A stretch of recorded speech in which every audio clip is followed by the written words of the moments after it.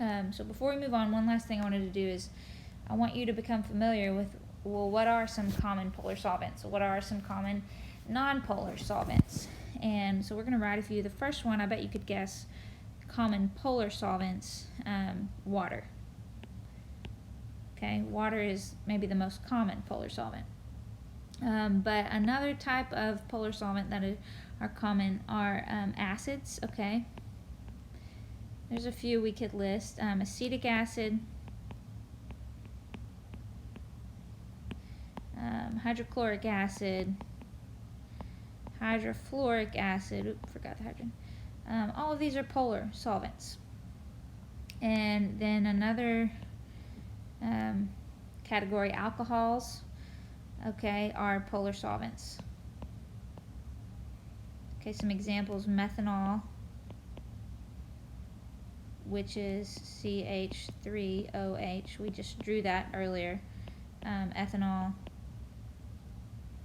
Okay, notice the OL ending here identifies things as an alcohol. Okay, so on and so forth. So that's some examples of just some common polar solvents. Common non-polar solvents, you could think of oils or fats. These are common non-polar solvents too. A good example is carbon tetrachloride.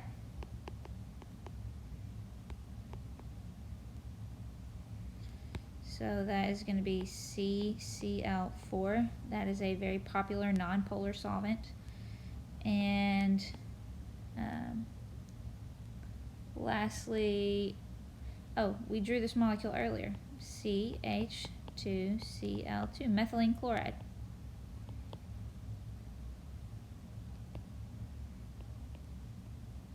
Very popular non-polar solvent. So just to give you some ideas of different kinds of solvents, polar and non-polar. Okay, so far in the video we have identified what a solution is. We have also talked about this idea of solubility and the principles, like dissolves like, for knowing when a solute will be soluble in a particular solvent. So now we're going to talk about how there's limits to solubility. So let's just read this first part of the slide. It says right here, NaCl, sodium chloride, is soluble in water, but if I keep adding sodium chloride to a fixed amount of water, it will eventually stop dissolving. What we're trying to say here is that there is a limit to how much solute, how much salt in this case, can be dissolved. And it doesn't just pertain to sodium chloride, this is for any solid, okay?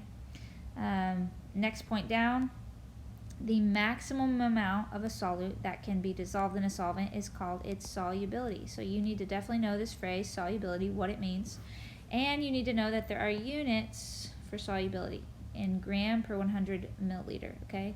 So gram is relating to the amount of solute, and 100 milliliters is relating to the fixed amount of solvent. And I'm pretty sure for NaCl, sodium chloride, the solubility limit is 36 grams of NaCl in 100 milliliters of water. So if I'm adding salt, it dissolves, and when it dissolves, it disappears normally. Until I hit 36 grams. Once I hit that, if I'm at 37, 38, 39 grams, and I keep adding salt in 100 milliliters of water, we'll just see that salt settle to the bottom of the container and just sit there. That amount of water has no more capacity to dissolve any more salt.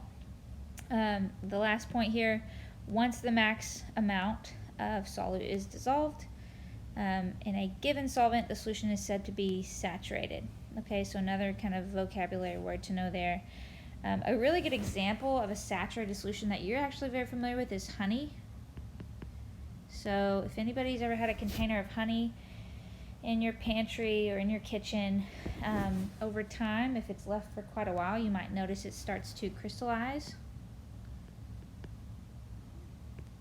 On the bottom, you'll see the sugar kind of gum up, and it's not as liquid anymore. It doesn't pour out of the container easily.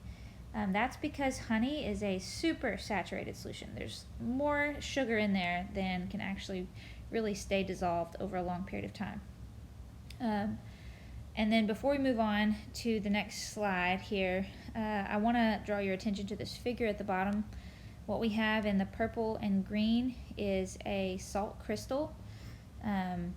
The sodium cations are surrounded by the chloride anions, which are the green, sodium was the purple.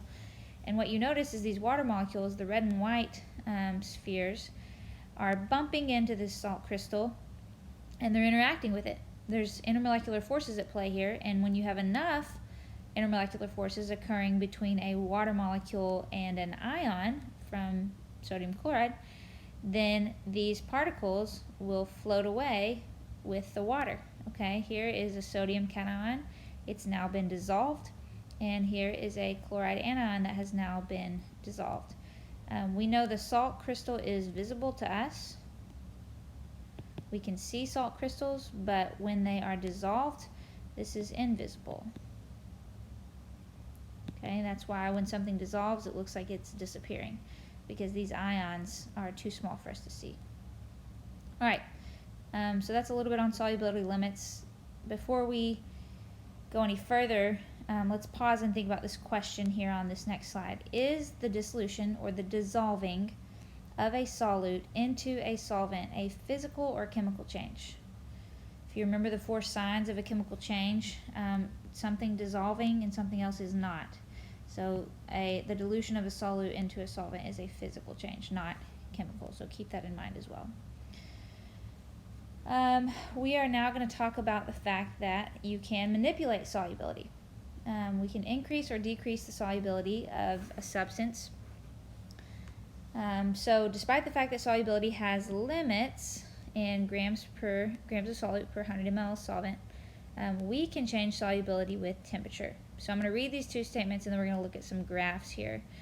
When you have a solid dissolved in a liquid, generally speaking, as you increase temperature, you're going to increase solubility, okay?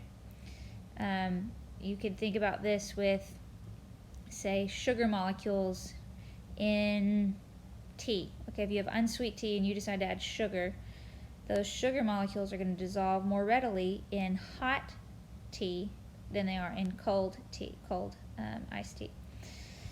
And gas, though, it's different. When you have a gas dissolved in a liquid, the trend is opposite. Solubility increases as temperature decreases. Okay, so let's look at some figures to really unpack this. If we have a solid dissolved in water, so if you look at the x-axis down here,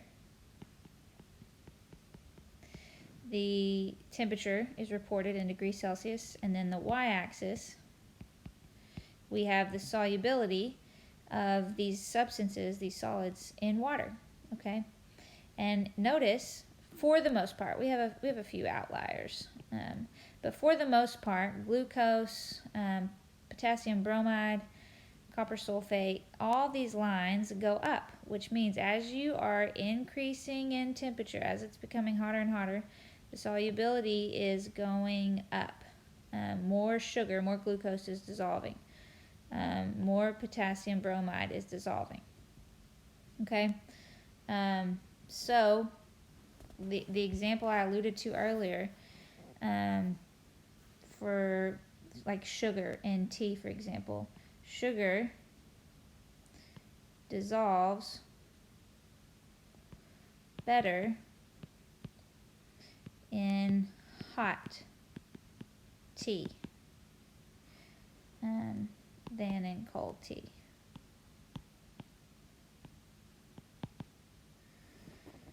So that's just an example there. Another example. Oh, and then before we move on, if you think about the honey example I talked about earlier, if you have a container of honey that has crystallized and you want to still use that honey, so honey that has crystallized, if you microwave that container and warm it up, maybe you've done that before, and then stir it, you'll notice that all those sugar molecules, they become liquid again, and now you can pour your honey onto whatever you need to pour it on. So if you microwave it,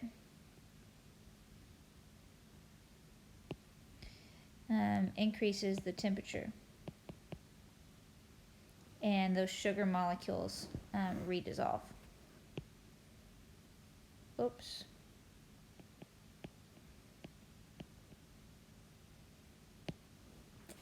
Sorry, that should say sugar there.